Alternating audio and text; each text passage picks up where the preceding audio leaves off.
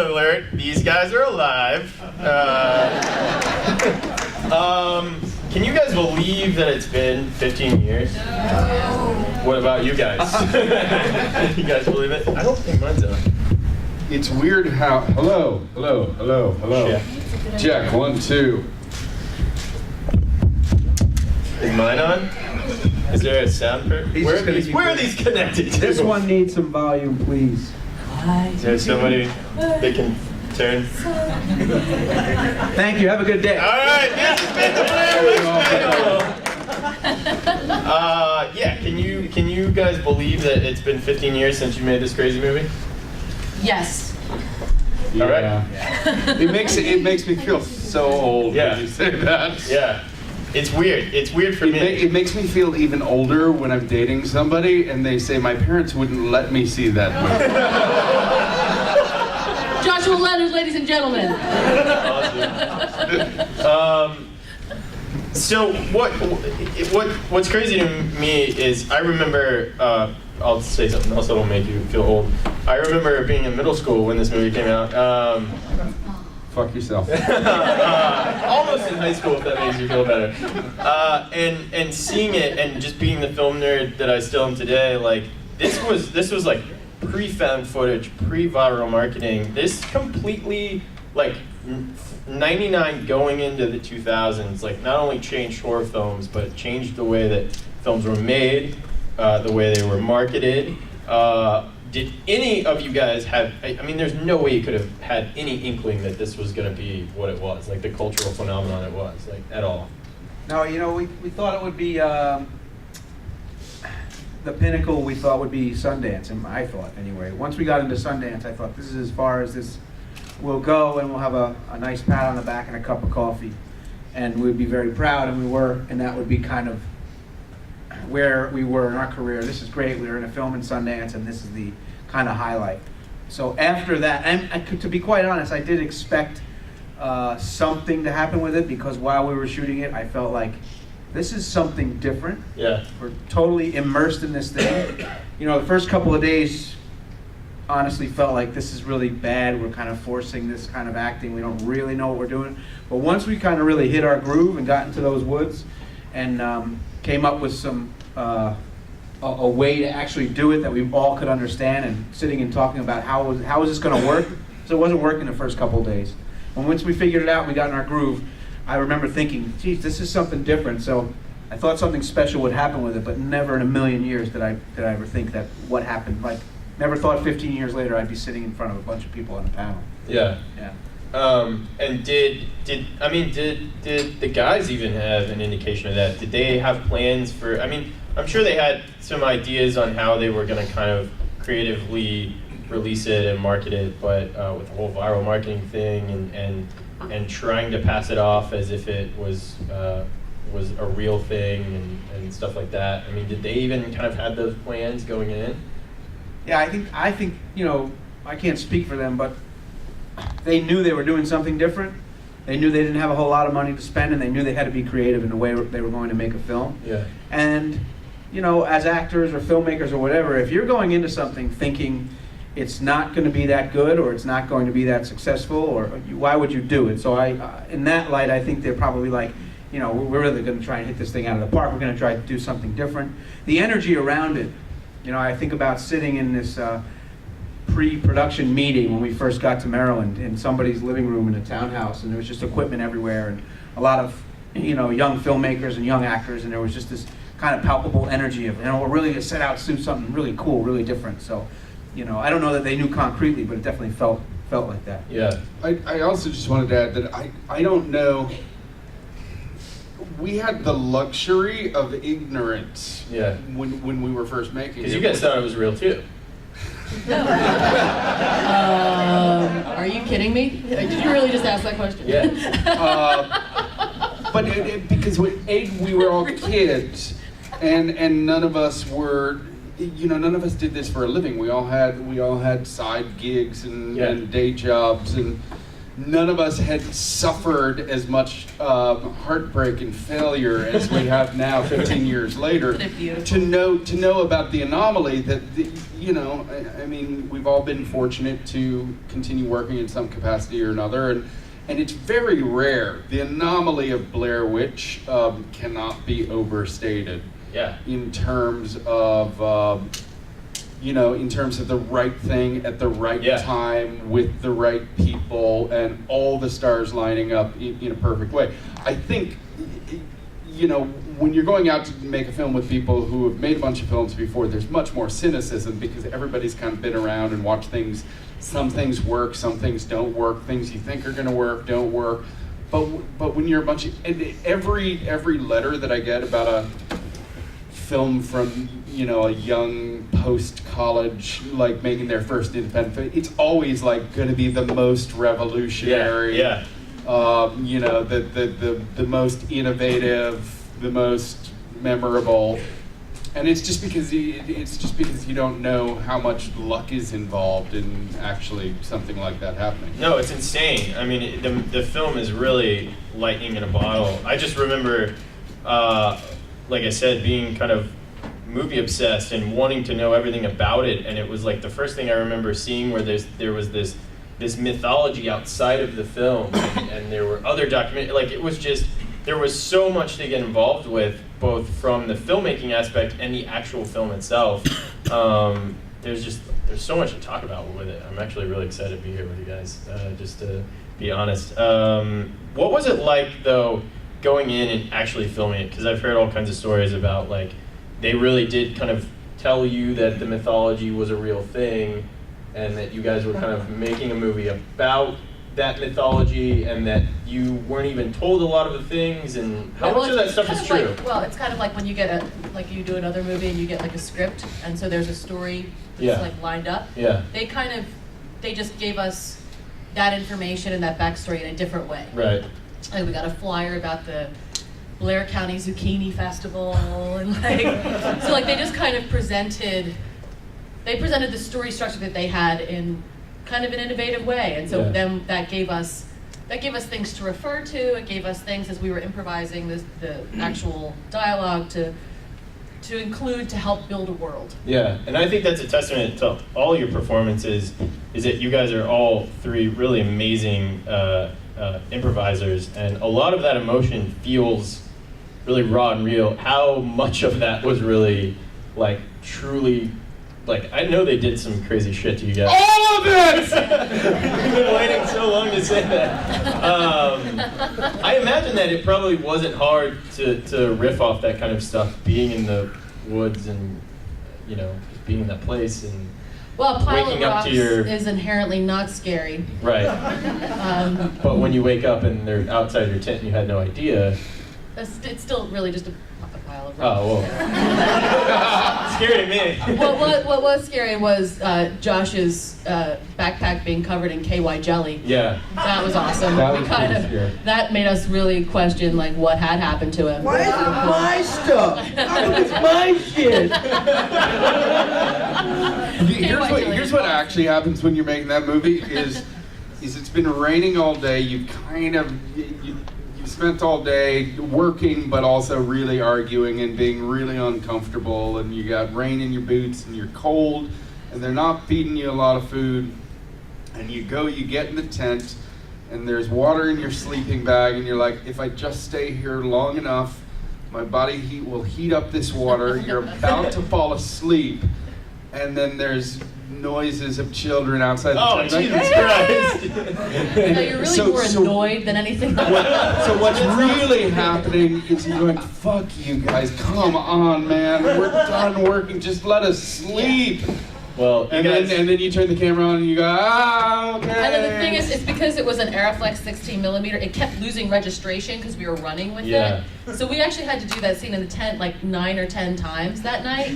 And so it wasn't. Where you're running from the tent. Yes. Yeah. Yes. Yeah, because there's one. I read something that there was supposed to be a shot of somebody like in white There's or a guy. something. There was a guy wrapped all in gauze, but we never quite got him. Probably a good thing. That would have been weird.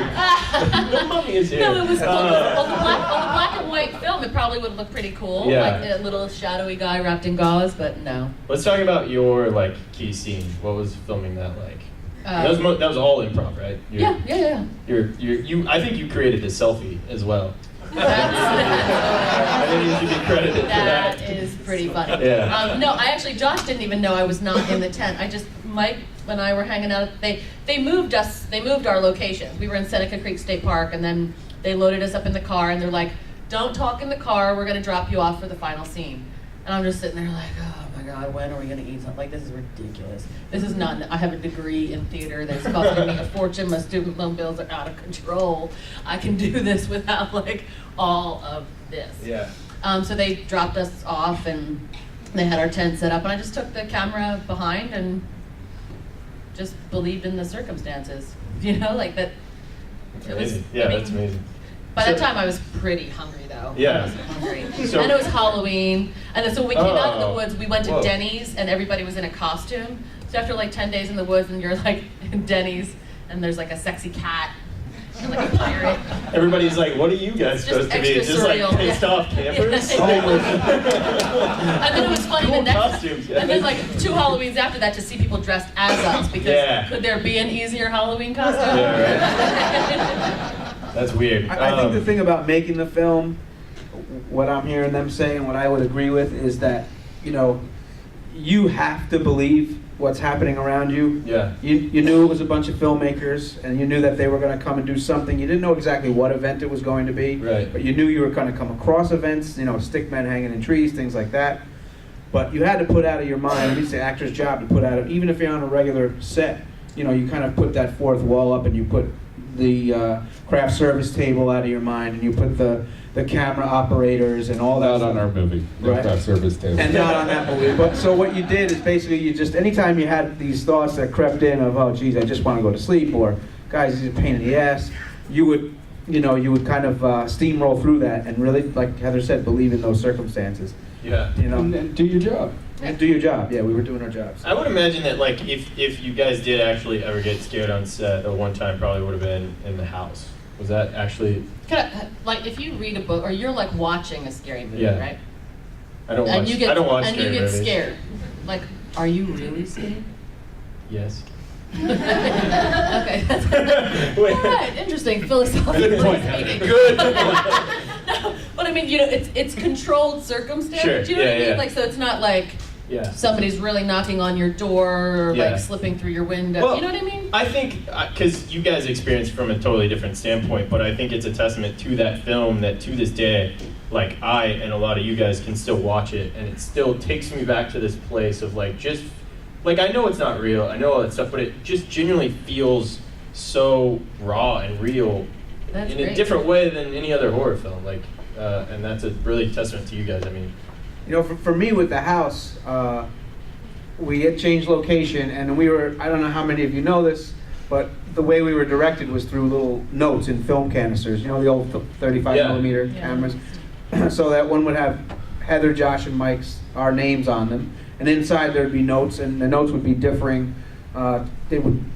create conflict through these notes. We weren't allowed to share the notes. But anyway, once we knew it was the last night, because we knew that we were booked to go back on a bus the next day or whatever it was. That's right, So on the bus. On the last night, You heard him. on the last night, we got transferred to this new location, and my note just says, Mike, when you hear the noise, follow it and go all the way up until Heather catches up to you, and then run all the way down, leaving her behind. I was like, what is this? I'm in the middle of the woods, all the way up what? Thinking, is it a hill? Yeah. Is it some kind of, what could it possibly be? So we had walkies if we ever needed to talk to the directors, and we never used them. And I was like, you know what, this is the last night, I don't want to screw this up. Let me radio Ed. So he's like, what do you do? What are you talking? I said, look, I got this note, I don't really understand it. He goes, trust me, you'll understand it. You'll understand it. Just stop, just get off the walkie. I said, all right, fine. So I put the walkie down. Middle of the night, I hear Josh's voice on a boombox, which was clearly a boombox. But in the movie, for somehow magically, it does not sound like a boombox. It's amazing, really. But so now I'm like following this Josh voice through the woods, and there's a shot where the camera sees the house. The first time the camera sees the house is the first time I see the house. Yeah. And I'd say my most legitimate in the moment line was, "Oh shit, it's a house." Because it was like, immediately I knew I had to get in there, I had to go upstairs, she had to come, and I had to run downstairs. So I was like, you know, you have this. You're like 8 acting days and of- reacting at the same time. Exactly, which is key to Yeah. So, leaving her behind and running up the stairs, and then, they created these circumstances that they made it very easy to believe in. So it was a very thorough job on everybody's part to get us into those kinds of moments. So. Well, and I mean, it's like the entire film leads to that one shot of you in the corner. And if you did get into all the extended mythology and really soaked up everything, like that was even more impactful. And I literally, like, were any of you guys like that? I literally read everything I could. Like, I just wanted to know more and more and more about the mystery. Heather, like, were you at all in that moment where when you come down the steps and you see him in the corner, you're just like, fuck? Like, did you have your own oh shit moment? Because you didn't know that was going to happen, right? I don't remember actually seeing him, because my thing was my note was to follow him downstairs. Yeah. And then the directors just grabbed me and laid down the camera. So I wasn't actually even aware that I caught him. In the corner. I wish you hadn't told me And I'm that. not 'Cause now that's just what I'm gonna think of every time. Just a guy like gently grabbing and then setting stuff down. I'm not sure if that was actually in the original footage that I shot, catching you in the corner. We had to reshoot the ending because the only sound that we had was through the high 8 video camera. And in that last scene, Heather had the 16, I had the high 8. So when I go downstairs, I get decked by the producer, and my hand hits... Producer was the Blair Witch? The What the producer was fuck? Oh my god! Big old Greg Hale. We are ruining so many people. Everybody's like, look, they're all walking out. He was mad he didn't get invited to the Zucchini Festival. I get hit down, and my thumb hits that red on-off button, and the camera's off. So Heather does her job, and she comes down with a 16 millimeter, but she's screaming Mike, Mike, Mike, Mike, Mike, but nobody, it's not getting picked up.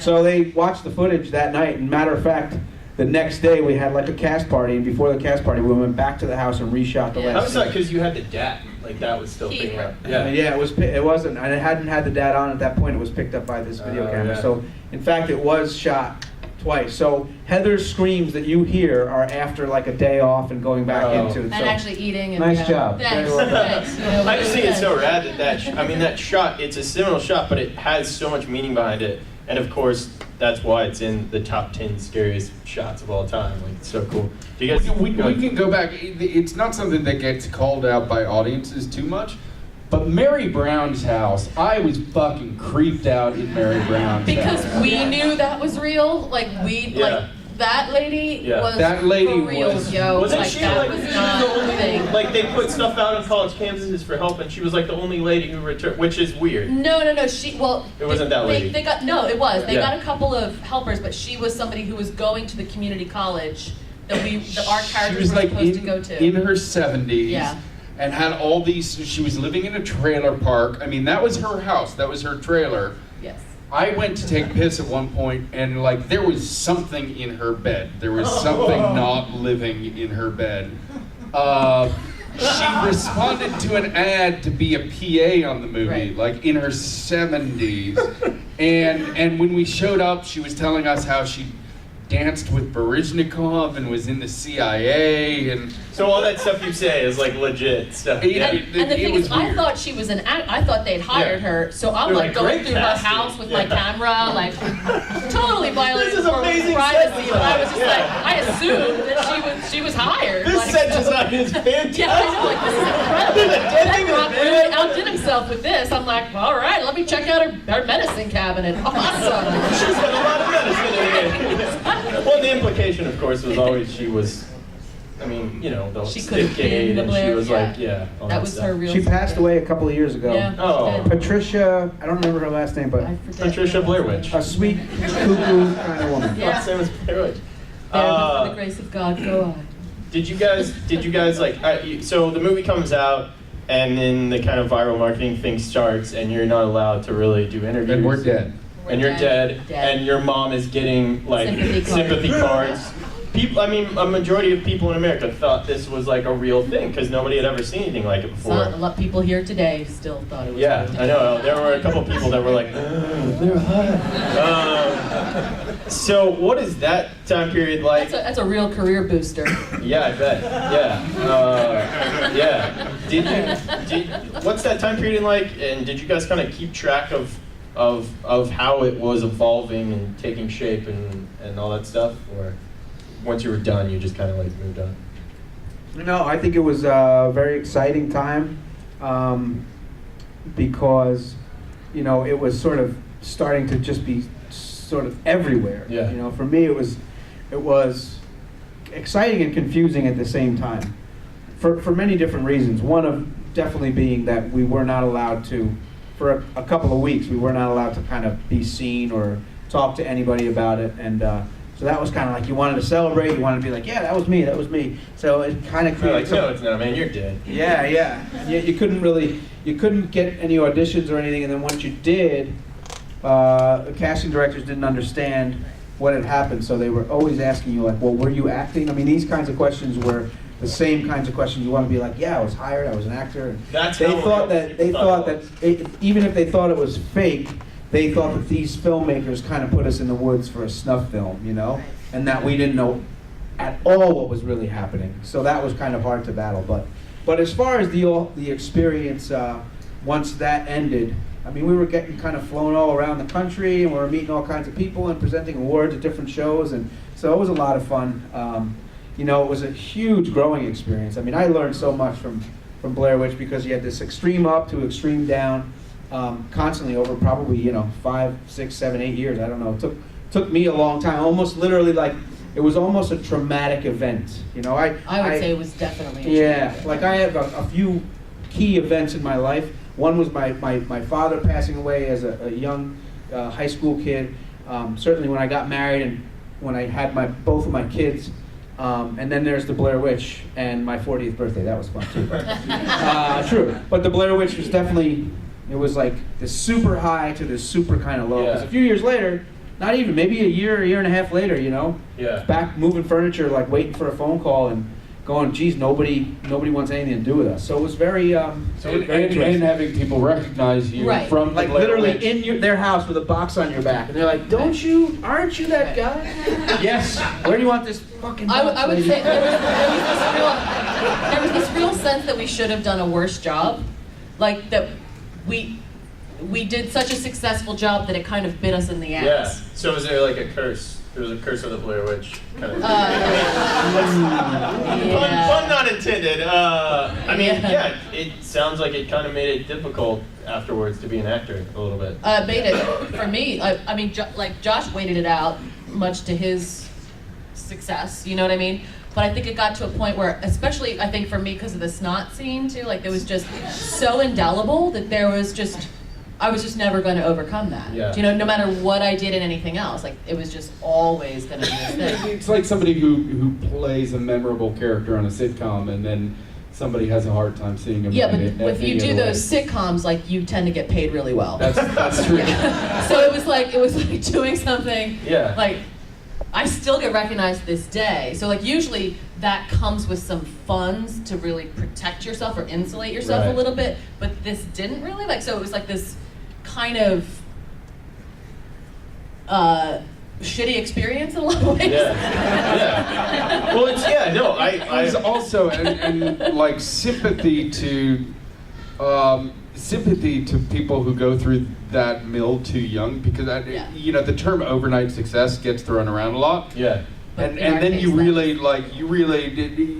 move to LA, you watch people, you're like, oh, that was overnight success that you'd been working for 15 years. Yeah. Whereas this was literally like one day, nobody knew who we were or who this film was, and like a few weeks later, we were on the cover of Newsweek. I mean, that was the turnaround. And there are people like car chasing you, or there's paparazzi when you get off an airplane, like out of nowhere. Just because of the whole mass hysteria of the thing, and I think a lot of that probably had to do with the fact that people were very confused whether it was real or fake. And we had 2 cars, 2 different limos. One was like a decoy limo, and one was ours. That was crazy. And so 2 things happens. This is deep behind the veil. Is at first you're like, okay, this is fucked up. This is like, you know, people learn how to do this. People learn how to be famous and gracious and lose their privacy, and we're kids, and you know, we've just kind of been thrown into this situation.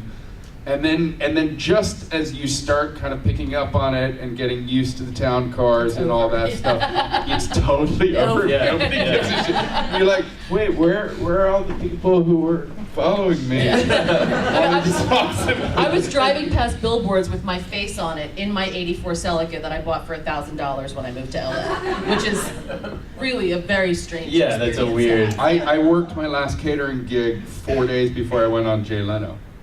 That's so weird. It was right. Yeah, it was crazy. And we were so young too, so it was like a lot to process. It's like on one hand, like you were a part of something that like will never had happened before and will never happen again, and you will forever like be legendary for that. But at the same time, it like.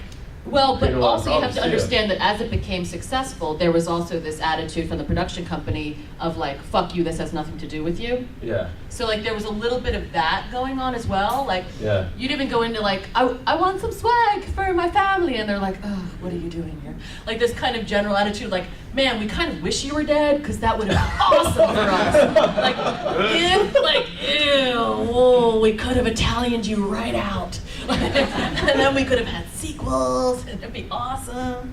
That's so. We did when we broke $100 million at the box office. They did send us a fruit basket, which they did. They sent us a fruit basket. It's really nice of them. A fucking fruit basket. Really nice. Do you know how much money they made? They sent us a fruit basket. But they didn't even like buy a new basket. They just used the old sticks from the figures to make a basket. The old fruit. And the old fruit from the.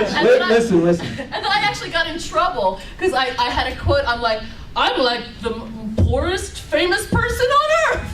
And they call me up and they're like, you can't say things like that. I was like, why are you sending me a check? Give me money to stop talking. I was like, but I am. That fruit was fucking delicious. Oh, shit. And lest, I mean, this is kind of all after the fact, Right. and you know, lest I certainly am not bitter about any of it. It was just such a quick lesson in so many things, and you're trying to catch up. And so when people talk about, I really try to parse my experience with Blair Witch into 2 things. One is my experience of Blair Witch, of like going out and making something in this really like weird punk rock, you know, we're kids, these are the resources we have, let's go try to make something cool. Versus the movie once it went out to the public, and it wasn't just ours anymore. It was kind of everybody's movie. And although I was very proud to be part of the creative team initially, I think so much of the Blair Witch that kind of made the mark on the world and was revolutionary had nothing to do with me. I mean, that was really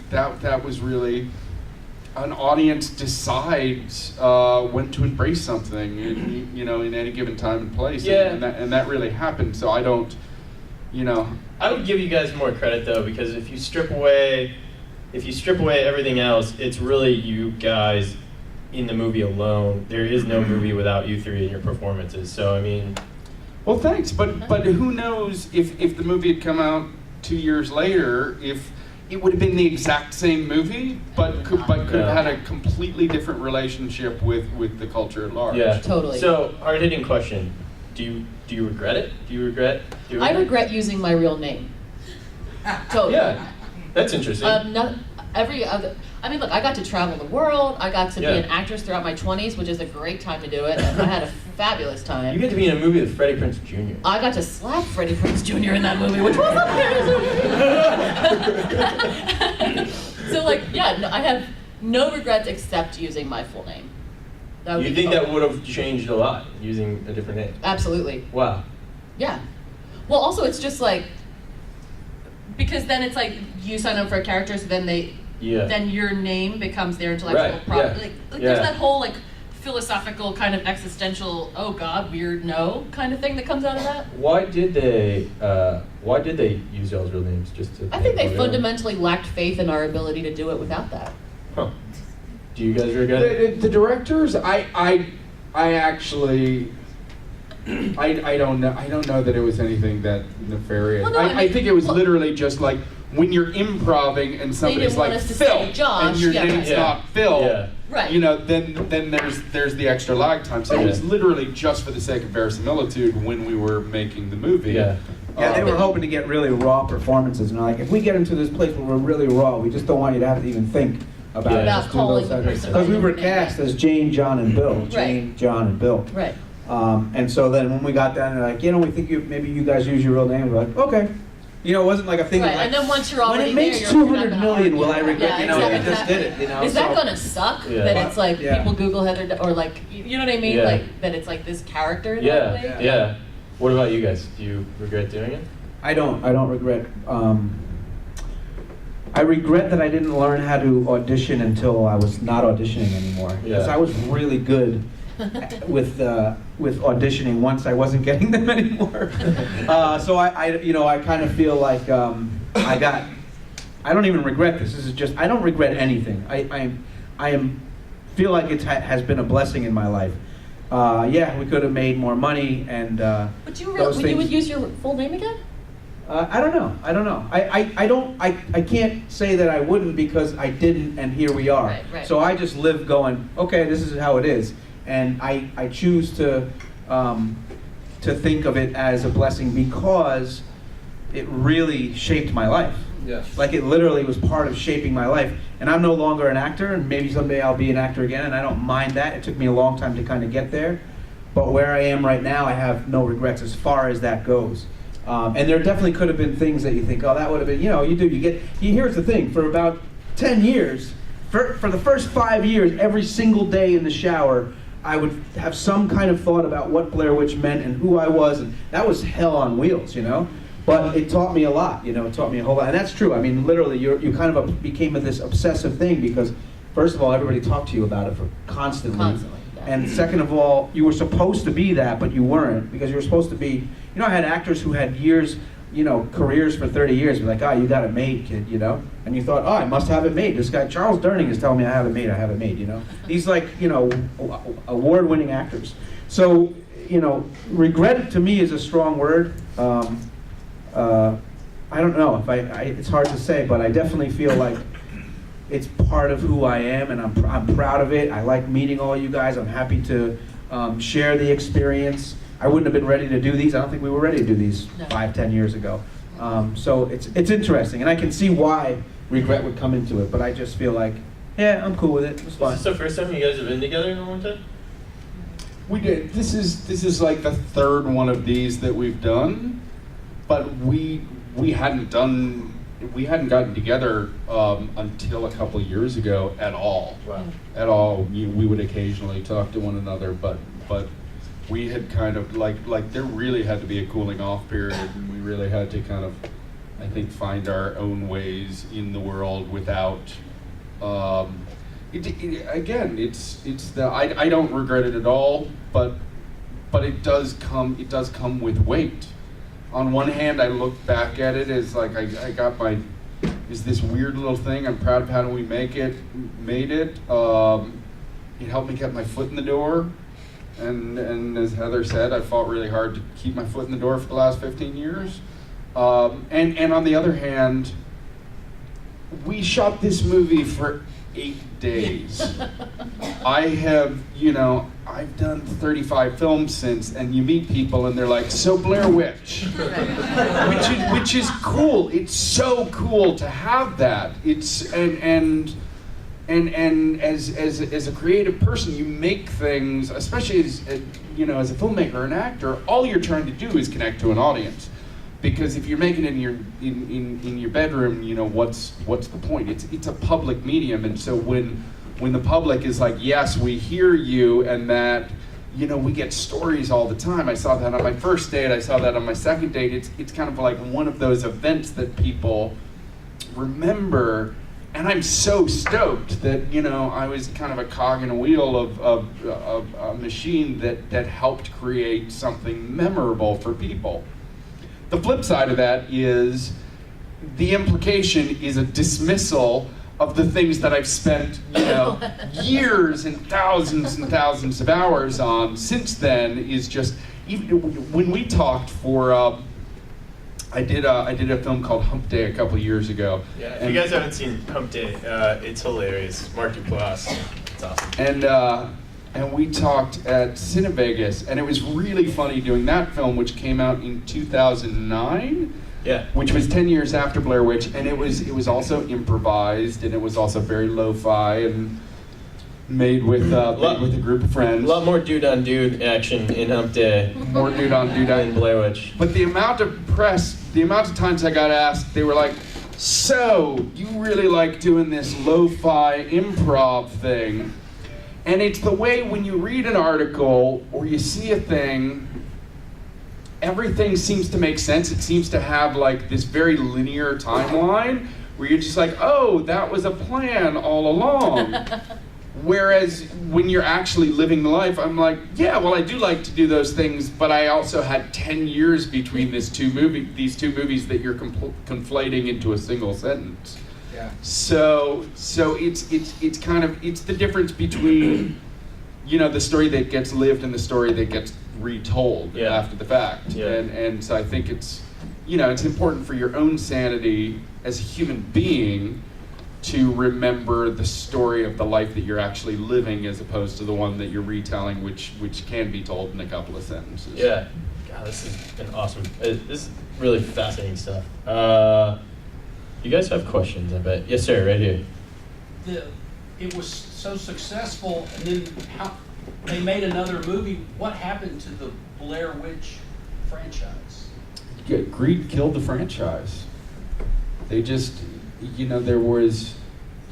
we made the movie without a result in mind. We made it because we were trying to make the best movie possible. I think there were some very talented people behind the second film, but really the impetus of making that second film was we just made a shitload of money, let's go try to make a shitload more money. Yeah. None of us were involved. A year later, it was in the theaters. One year later. Blair Witch is the weirdest movie in the world to make a sequel to. Right. And that is the weirdest sequel in the world to a movie. Like it's generally like one of the most obvious cash grab sequels I've ever seen. And has recently found a resurgence in people making fun of it because everyone forgot and they're like, oh yeah, that shitty movie exists again. It's weird. It's a weird movie. Which is a shame because Joe Berlinger is such a talented filmmaker. He's a talented guy. It's kind of crazy. But he was a gun for hire on that one. Yeah. And Ed and Dan always wanted to, they always wanted to do a prequel and go back to some of the original mythology. Which would have been cool. Which would have been fantastic, but it was one of those terrible Hollywood stories you hear where they had their start of production date and their poster design before the script was written. Yeah. It was just, It's also weird to see. It's just really cynical. It's weird to see all the other stuff, like they did a young adult novel series and Yes, written by my cousin, and again using my name, that kind of. That's why I say the name. I have the name regret, because then my whole name got put on all of that stuff. Yeah, it was really weird. So and weird. And a weird video game and all kinds of weird stuff. Yeah, I think it was a little different for Heather only because she was literally the face of the movie, the voice of the movie. We could kind of, she would get recognized more than we would, and your name being used was used on everything. Our names, it didn't matter. It was Mike and Josh, but it was Heather Donahue. Heather Donahue is everybody knows who Heather Donahue is.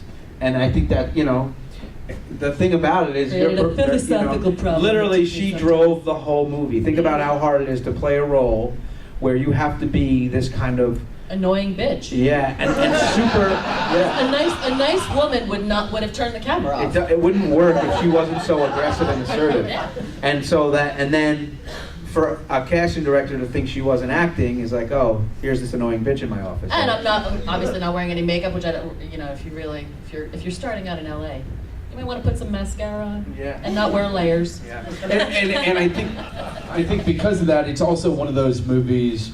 I wonder if reality stars get this today, where people would just come up with to you on the street and be like, "I fucking hate you. You're so I used to annoying." get that all the time. Oh yeah. Or oh, that thing, I love that thing too. Like the completion of the character and the person. That's what there was, was I think, there was so no hard. there was Yeah. no line there Totally. for a No while. line. Yeah.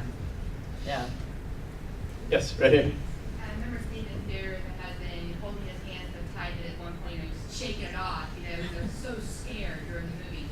But I remember me leaving that movie, it was a packed theater, we were in a big theater in Texas, and it was packed. And I remember leaving it, and never had I heard walk from a theater such a vision of, that was freaking awesome, and that freaking sucked. Right? Totally, yes. So what I'm curious about, for me, awesome, right? But even to this day, if I'm at my house with Kathleen, we're flipping through the channels to see Blair Witch spark some sort of conversation of that was the greatest movie ever or was not. So how did that impact you when there was such a, I never heard anybody go, people felt one way or the other. So how did that kind of impact you when you getting that feedback, how divided it was? And then were you ever in a situation where you heard people talking about it and they didn't know who you were? I was in a theater in my neighborhood. My father-in-law used to say, I'll know that movie's big when it's at the multiplex in Hawthorne, which is. So it comes to the multiplex in Hawthorne. I said, we're gonna go see this movie. He goes, yeah, let's go.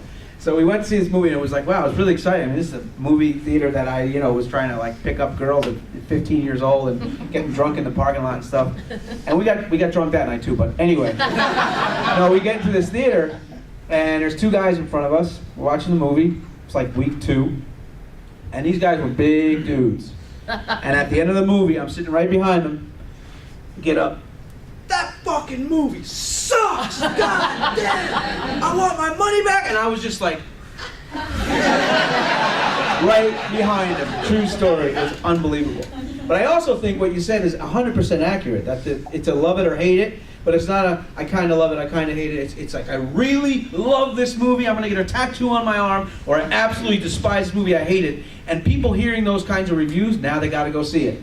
Right. That drove people to the theater, that dichotomy of the complete polar opposites. If it was a wishy-washy thing, it wouldn't have ever done what it did, which, maybe is, something that affected us because of the sheer mass that it went out to. But definitely it's a love or hate. In fact, I think you definitely now, especially that it's old and people watch it and they don't have the same experience, because when we all watched it for the first time, when it first came out, you weren't sure if it was real. Once you lose that and you watch it on a little DVD, it's not nearly as powerful. And I think a lot more people now, personally, like once in a while I'll look at what people are saying about it, just for shits and giggles, and there's a lot of hate. There's a lot of hate towards this movie, and I think there's probably more hate now than there was 15 years ago, because they're not getting that experience that they had. So. Well, it's a challenging film too, and so aside from the fact that of like everything it did for this little movie to become so huge, and then all these people flock to the theater to see it, and they're challenged by it because it doesn't deliver answers to you, especially in the way that your atypical horror film, like that was another groundbreaking thing about it, because and going back to what you started with, which is there was no found footage genre at the time that it came out. So I think there was a ton of audience people who went in and were like, this isn't even a movie. This is like, because Blair Witch is playing here and Mission Impossible is playing over there, and that's what a movie is supposed to look like. What the fuck is this piece of shit? And I think that it was a combination of that, and also the last thing I ever want to hear before I go see a movie is it's the greatest movie you're ever gonna see, or it's so, like, the expectations, because it was just a weird little movie that we made. Yeah. Well, and it's hard too when you get a lot of hype, like people are throwing up and passing out. Yeah. And like that's always a and really we're on the cover of magazines, and it's kind of, and again that goes back to you know, the movie that we made versus the movie that was released, that was much more, you know, the audience's experience of the movie. What was your reaction the first time you guys got to see the finished movie? Because I imagine that's a much different experience shooting it, because there were a lot of blanks that weren't filled in, and then they took I that. thought and- there's no way this is ever getting into Sundance. Yeah, it defined Sundance. Like Sundance is a different I mean, when we festival saw now. it at the, where was it in Manhattan? Screening in Manhattan was, Yeah, yeah. was just like, ooh, this is bad. Yeah, I was like, this is really bad. And it was a longer I cut. don't even remember that. Yeah, they gave I us was a on little- a Were you lot at of that? drugs. Were you I at must have been on so many drugs. So you guys, when you saw it, you thought it was bad. You thought it was a bad movie? Wow. I thought it was very long at that point Too too. long. It was like over 2 hours, and I was just like, What about when you saw the God, final? I'm so annoying in this. Shut up, God. I mean, were you and guys then- able to see it for what everyone else was seeing it, or were you just When we went to Sundance, Yeah. when we Yeah. went to Sundance, there was something electric Yeah. about those screenings. Yeah. And like Mike said, we still had no idea that it would do anything in the rest of the world. But you could hear a pin drop, and people were jumping out of their Yeah. seats, and the black that they use in the movie, where it just goes to black, was Yeah. used so effectively, and no score, and it was really, you felt the audience on the edge of their seats when we did those Sundays. They really made something out of that footage. Yeah. I think they really did a good job, and I always think that that's such a huge part of it. Like there's no music, there's a couple little words in the front, you know, the little classic kind of white print, and then you just watch this thing roll out. And Josh is right. I mean, the difference between that New York City, whatever notes they got, whatever cuts they made. Originally, I don't know how many know this either.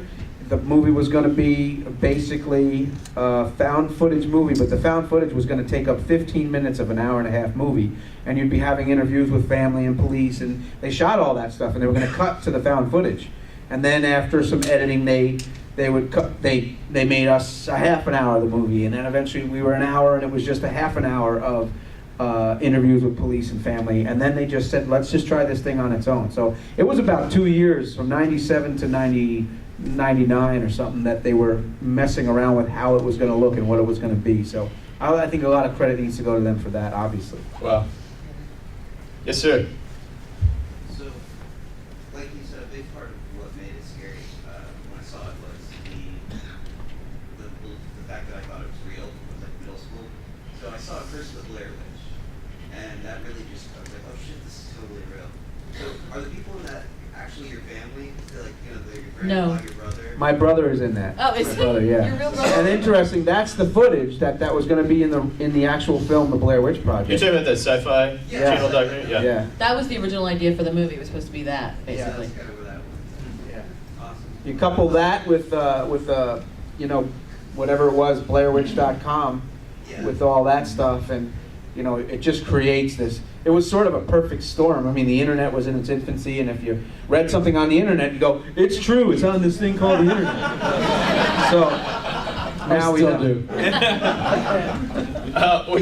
I read somewhere, was it true that at some point you guys were going to be chased by a giant stick figure? Oh God, I don't think so. Probably, but we never heard about it. It's such a ridiculous idea. Well, when we reshot the ending, because Artisan did not like the ending, they thought it didn't work. So they hired me to go down to make more money in 2 days than I had made on the whole movie. We went down to Maryland, the house was still there, and they just kept putting me in the corner and doing different things. And literally at one point, I was on a giant crucifix stick man Oh, I read about with that too. So wanna a see crown of that. thorns. So wanna see Like, that. you know, and we're just laughing our asses off, like, this is the stupidest freaking Hollywood thing. And then, of course, eventually, you know, they stuck with the original ending, thankfully. And that was after Sundance, they changed. Right?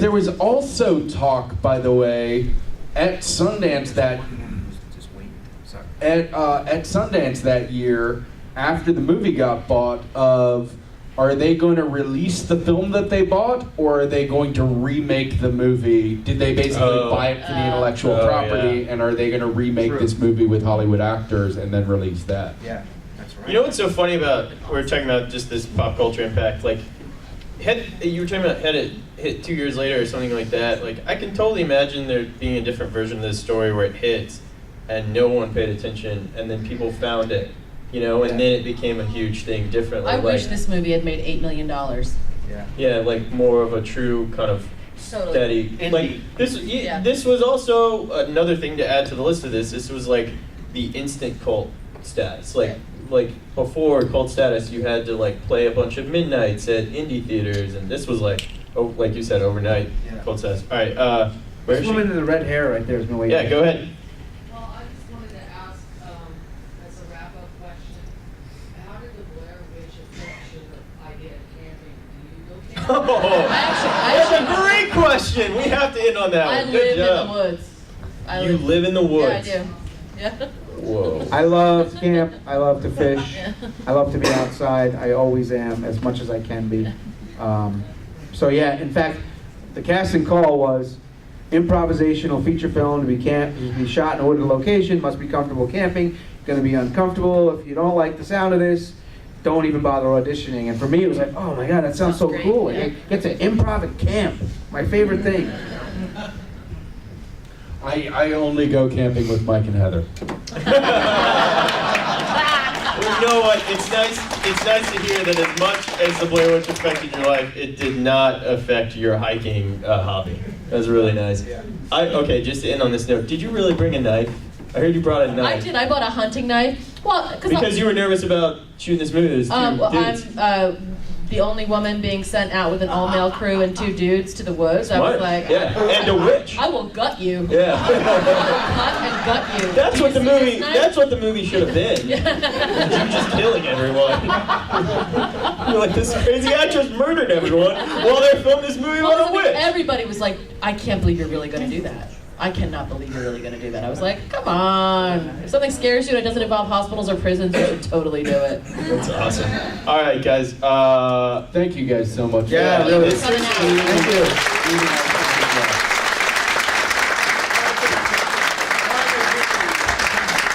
Just to be completely honest, like I hosted a lot of panels over the weekend, and this was the one I was most excited about, and this by far has been the most fascinating. And I really appreciate all your honesty, and I think it's really cool that. Oh, that's awesome. I'm going to send it to my kids. Oh.